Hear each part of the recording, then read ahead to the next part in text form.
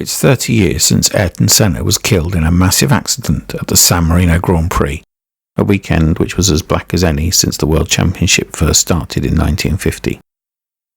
Whilst there were so many incidents over the course of the Grand Prix, the weekend is firmly etched upon the memory because of Senna's death, given his position as Formula One's greatest driver and one of the world's most famous sports personalities of the time. Senna's death at the Tamburello corner was a result of a combination of unlikely circumstances, which were, perhaps, impossible to forecast.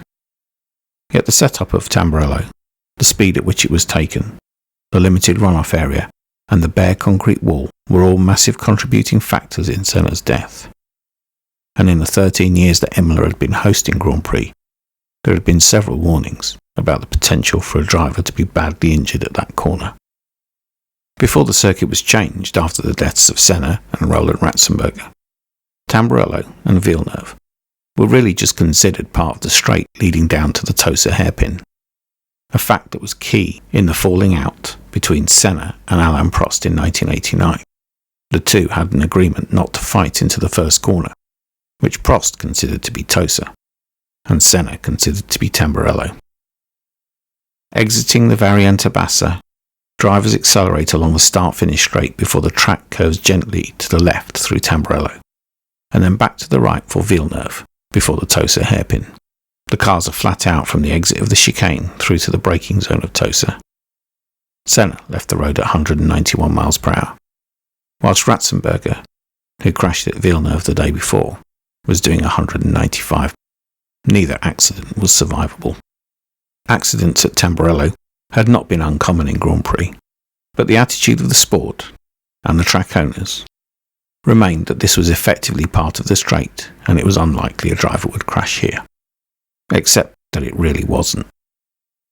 In 1987, Nelson Piquet, then battling with teammate Nigel Mansell on his way to his third World Championship, crashed at Tamburello in Friday's practice session when a rear tyre failed mid-corner.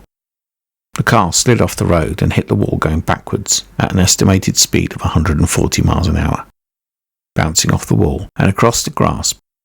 The angle of impact was fortunate for Piquet, as the rear of the car was demolished in the accident. If it had hit the wall head-on, the consequences could have been far worse. As it was, Piquet was prevented from racing that weekend, and whilst he kept it a secret, he also reported suffering from double vision and headaches for the rest of the season, for which he was treated privately because of the fear that Professor Sid Watkins, head of the FIA safety team, would prevent him from continuing to race for his own safety. Piquet's accident is the start of a pattern which helps to understand why Senna crashed in 1994. Piquet's Williams suffered a rear tyre failure and went into the wall backwards, as the loss of rear adhesion caused the back of the car to leave the track first. 2 years after Piquet's accident, Gerhard Berger suffered a violent and very high-profile accident at the 1989 race. On lap 4, in the middle of Tamburello, the front wing on Berger's Ferrari failed, folding under the car and lifting the front wheels from the track. Devoid of steering, the Ferrari went straight from the middle of the corner into the barrier, slowed only by its rear brakes as the front tyres went in contact with the road surface. The Ferrari hit the wall at an acute angle before spinning down the length of the barrier and bursting into flames. Berger, who had been knocked unconscious in the impact, was rescued thanks to rapid work by Italian marshals who had the fire out within 30 seconds. Berger escaped the accident with broken ribs and minor burns. On this occasion, the failure on the car occurred at the front, and as a result of the loss of steering, the Ferrari went straight on and almost head first into the wall. A similar accident to Senna's, differentiated only by the angle of impact. In 1991, in testing for that year's San Marino Grand Prix, Michele Alboreto was another to suffer a huge accident at Tamburello. On a flying lap, the front wing on Alboreto's footwork collapsed, sending the car straight off the road, into the concrete barrier, before bursting into flames. This happened earlier in the corner than any of the other accidents, so Alboreto's speed would have been lower, but even so it was a huge impact with the wall.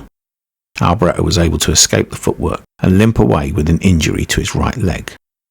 Again, the failure at the front end of the car resulted in the footwork leaving the road in a straight line and hitting the concrete barrier almost head-on. Notably, in video of the accident, you can see that Alboreto has left-hand lock applied, even though the front wheels are off the ground in the lead up to the accident. 1 year later, Riccardo Patrese was to become the fourth driver to escape a massive Tamburello accident, this time in practice for the 1992 race. Somewhat further through the corner than the accidents of Piquet, Berger and Alboreto, Patrese's Williams suffered a right rear tyre failure, spun across the track before crashing side-on into the barrier on the outside of the corner. The impact was huge, and the car bounced off the wall and crossed the track before coming to stop on the left-hand side of the road. Patrese was taken to hospital with suspected neck and spine injuries, but was able to take part in the race on Sunday. Once again, the accident was caused by a failure on the rear of the car, which caused it to swap ends and crash into the wall almost backwards. Given that there had been 4 serious accidents in the 7 years leading up to Senna's fatality, why wasn't something done to make it safer? After his accident in 1989, Berger asked the circuit about changes to the wall and was told it couldn't be moved because of the River Santerno, which runs directly behind the Tamburello corner.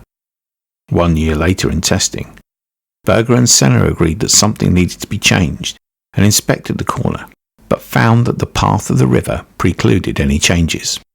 Unfortunately, they then gave up on the idea of doing anything and never picked up on it again after Alboreto and Patrese's accidents in subsequent years.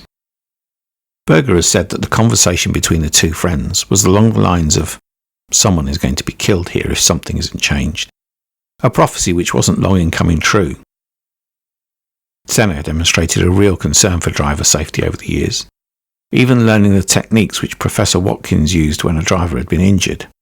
He was responsible for saving Eric Comas's life after the Frenchman had a huge accident at Blanchimont at Spa in 1992. Why then was the problem of Tamburello so easily dismissed by 2 of the sport's senior drivers? Perhaps because Formula One had got used to the idea that driver safety was done and dusted. By the time the 1994 race rolled around, it had been 12 years since a driver had been killed at a Grand Prix weekend. Elio De Angelis' death in testing was considered something of an anomaly, and new rules on safety support at test sessions were believed to have resolved that failure. When Roland Ratzenberger had his accident on Saturday, it was the first time the majority of the drivers had been faced with violent death at a Grand Prix. Senna was one of the most affected, and friends, including Professor Sid Watkins, begged him not to race. With a world championship at stake, Senna was never going to walk away from a Grand Prix. His fatal accident was to change the sport forever. One of the enduring questions about that accident on May 1st, 1994, was exactly what happened to cause Senna to crash. Court cases and analysis by experts determined that the steering column of the Williams, which had been poorly welded, failed midway through the corner, leaving Senna with no steering and leading to the accident. Williams continued to claim that the steering weld had failed as a result of the accident, not as the cause. But I strongly believe that the findings of the court were correct, and the steering failure caused the accident and Senna's death. There are other things to take away from that fateful race in 1994. Both Ratzenberger and Senna were effectively dead immediately after their respective accidents, and despite being revived, there was no chance of either surviving. Ratzenberger had suffered 3 injuries, all of which would have been fatal on their own. The official cause of death was basilar skull fracture, but he had also suffered both a blunt force trauma and a ruptured aorta.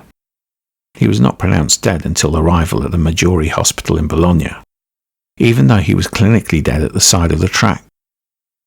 This is an important distinction, as Italian law would have required the Grand Prix to be cancelled whilst the accident was investigated had Ratzenberger been declared dead at the circuit. With €6.5 million at stake, the race organisers could not afford for the race not to go ahead.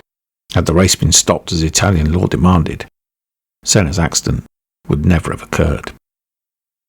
Whilst Senna's cause of death is usually cited as brain injury from suspension parts piercing his helmet, he also suffered a basilar skull fracture and a ruptured temporal artery, either of which would have been fatal on its own.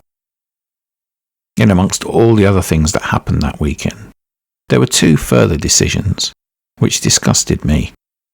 Both Williams and Simtek continued to race at Imola after the deaths of their drivers. Contrast this to the two previous deaths at Grand Prix weekend of Gilles Villeneuve and Riccardo Paletti. The Ferrari and Osella teams withdrew their drivers as a mark of respect for their fallen teammate. Even at Imola, Paul Belmondo, whose Pacific would have taken the last spot on the grid as a result of Ratzenberger's accident, declined to start out of respect for the Austrian. Whilst Ratzenberger's death was probably inevitable once the chain of events which resulted in his accident started, there were many opportunities to prevent the death of Ayrton Senna.